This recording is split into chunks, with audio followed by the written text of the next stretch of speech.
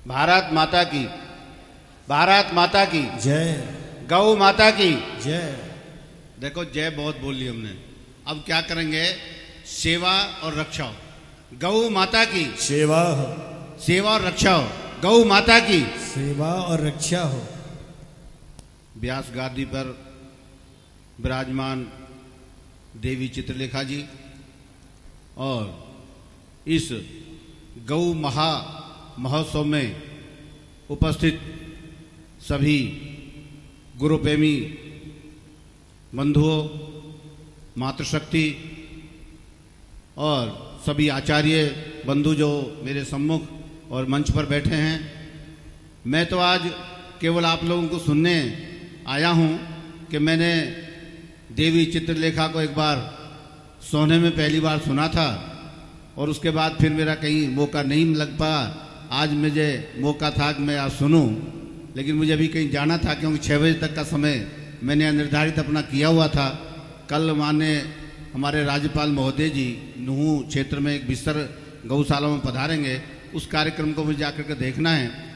मेरे से पूर्व पूज्य स्वामी योग ऋषि बाबा रामदेव ने आपसे सारे संकल्प, सारी बातें की हैं जो मैं दोहराना नहीं चाहता, लेकिन मुझे एक लगभग 1.5 वर्ष पूर्व इस हरियाणा में गौ सेवा की जिम्मेदारी मिली है सरकारी तौर पर।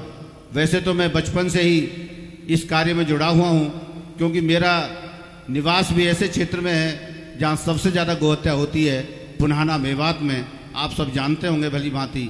और उस क्षेत्र में इस कार्य को देखना और करना और समझना और रक्षा करना कितना मुश्किल हुआ होगा, इसी को देखते हुए हो सकता है कि सरकार ने मुझे जिम्मेदारी दी होगी। जैसे अभी देवी चित्रलेखा जी कह रही थी कि गाय के लिए ऐसे कठोर कानून बने। मैं बताना चाहूँगा कि हरियाणा राज्य एक देश में पहला ऐसा राज्य है जब पहली सरकार ने शपथ ग्रहण की और विधानसभा में कोई विधेयक पास किया, तो विधेयक का नाम था गो संरक्षण एवं संवर्धन अधिनियम 2015। और उस नियम के तहत सबसे कठोर सजा 10 साल की सजा का प्रावधान, 1 लाख रुपए जुर्माना। और उस नियम में हरियाणा में गोमांस खाना, गोमांस ले जाना, गोमांस रखने, इस पर पूर्णतया सरकार ने प्रतिबंध लगा दिया। और ऐसा करते पाए जाने पर भी 7 साल की सजा और 70,000 रुपये का जुर्माना का प्रावधान है। उसके लिए कड़ी से लागू किया जाए हरियाणा में, उसके लिए सरकार ने अलग से एक गो प्रोटेक्शन टास्क फोर्स का गठन किया है, जिसके लिए एक इंचार्ज कोई बनाई है तो ऐसी आईजी श्रीमती भारती अरोड़ा जी को बनाया, जो अपना आप में गो है, गो भक्त है। अपनी कोठी पे भी गुड़गांवा 34 गाय जो सड़कों से घेरी है उनको पालती है और अपनी तनख्वाह में से उनकी सेवा करती है। ऐसे मेरे साथ उनको जोड़ा और वो गौ सेवा का काम पूरे हरियाणा में देख रही है। हर जिले में हमने 15-15 की एक टीम बना दी है, जो एक उसका निरीक्षक, इंस्पेक्टर रैंक का उसका अधिकारी उसको देख रहा है।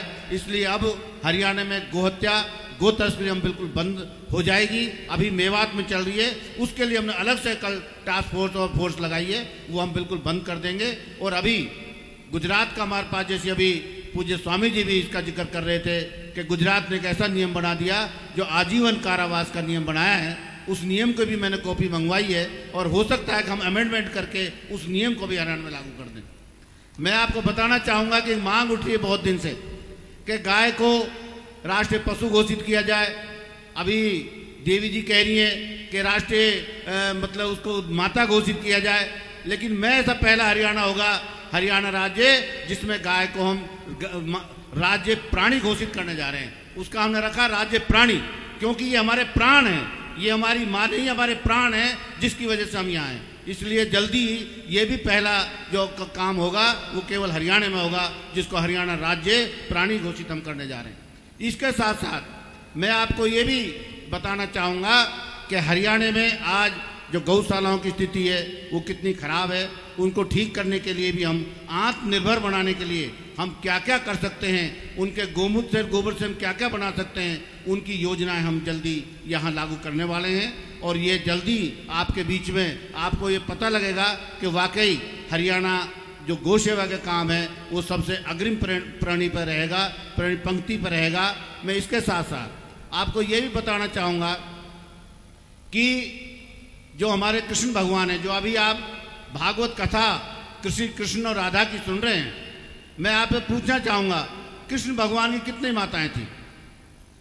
उनकी 3 माताएं थी। एक माता जिसने कोख दी, दूसरी माता जिसने गोद दी, और तीसरी माता जिसने दूध पिला के उनको हर्षपुष्ट किया, वो है गौ माता। गोपालक जो कहते हैं, कृष्ण भगवान ने गौ को नहीं पाला, बल्कि गौ माता ने कृष्ण भगवान को पाला। जिस कृष्ण भगवान को गौ माता ने पाला हो, जिस गौ माता के 33 करोड़ देवता वास करते हों, उस गौ माता का सेवा का अगर हमें मौका मिलता है, इससे अच्छा हमें कोई नहीं होगा। और आज मैं हितपुष्ट हूँ तो गौ माता की सेवा के कारण हूँ। आज मुझे में कोई बीमारी नहीं है। मैं 71 साल की मेरी उम्र है। मैं बिल्कुल निरोग हूँ, क्योंकि मैं गोबर का सेवन करता हूँ। जैसे बाबा स्वामी जी कह रहे थे, मैं गाय का दूध पीता हूँ, मैं और कोई दूध नहीं पीता। तो जब तक गौ माता पे हम ये काम करेंगे, हम निरोगी अगर रहना है, अगर हमें देश को निरोगी बनाना है, बच्चों को स्वस्थ बनाना है, बच्चों को दिमागदार बनाना है, मेरा कहना यह है कि जो बच्चे गाय का दूध पिएंगे कभी वो फेल नहीं हो सकते। उनकी बुद्धि तीव्र होगी, वो तेजस्वी होंगे, बुद्धिमान होंगे, वो शक्तिशाली होंगे। ऐसे अगर सब माताएं सोच लें तो मैं समझता हूं कि आपके बच्चे बीमारियों से मुक्त होंगे। आप देखते हो भी गाय ब्याई है, थोड़ी देर में ही उसको चाटेंगे, आध घंटा में बछड़ा और बचिया दौड़ने लगेगा। और अगर भैंस का दूध पिलाओगे तो 3 दिन तक तो पड़ा रहेगा, उसमें सुस्ती आएगी और बुद्धि उसकी मलिन होगी। तो ये तो आप खुद प्रमाण जानते हैं। इसलिए मेरा निवेदन है, मैं ज़्यादा क्योंकि बीच में नहीं बोलना चाहता, आप तो कथा सुनने के लिए सब लोग आए हुए हैं। मैं एक और आपको निवेदन करना चाहूँगा कि जब हम ये मानते हैं कि गाय में 33 करोड़ देवता वास करते हैं, हम अगर कोई हमारी मनोकामना है, हम कहीं जाकर के सवा मणि चढ़ाते हैं, हम कहीं जाकर के भंडारा करते हैं कई मंदिरों में, मेरा निवेदन है, मैं सभी भागवत कथाओं में निवेदन करता हूँ कि अगर आपको सवामणि करनी है तो किसी गौशाला में जाके करें। और वहाँ सवामणि भी कैसे करनी है, सारे परिवार से वहाँ जाएं, गाय की पूजा करें, गाय की सेवा करें, और अपने हाथ से वहाँ 20 किलो दलिया, 20 किलो गुड़, 5 किलो उसमें सरसों का तेल और 3 किलो सौंध नमक, मेथी और अजवान और 2 किलो नमक मिला करके वहीं पकाएं और अपने हाथ से खिला के आए। मैं शर्तिया कहता हूँ कि उन्हीं की मनोकामनाओं की पूरी होगी।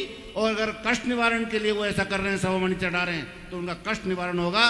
गौ माता आपको खाली नहीं आने देगी, ये मैं विश्वास से आपको बताना चाहता हूँ। ये जिन लोगों ने ये काम किया है, उन्होंने आके मुझे बताया है कि जी हमने गौशाला में जाकर सवामणि करी, हमारे जो भी कष्ट है वो दूर हो गए और हमारी मनोकामनाएं पूरी हो गई। मैं इस के आप सबके माध्यम से ये बताना चाहूँगा कि सवामणि करें तो गौशाला में जाकर करें आप। यही मैं ज़्यादा आपके बीच में ना रहते हुए, मुझे आपने मान सम्मान दिया, बोलने का मौका दिया। मैं तो केवल गौ सेवा से जुड़ा हुआ हूँ। और जो यहाँ देवी चित्रलेखा जी ने ये जो हॉस्पिटल बनाया है, ये वाकई में अभी कोई महीना भर लगभग पहले आया था, मैं सारा चीज़ देख कर गया था।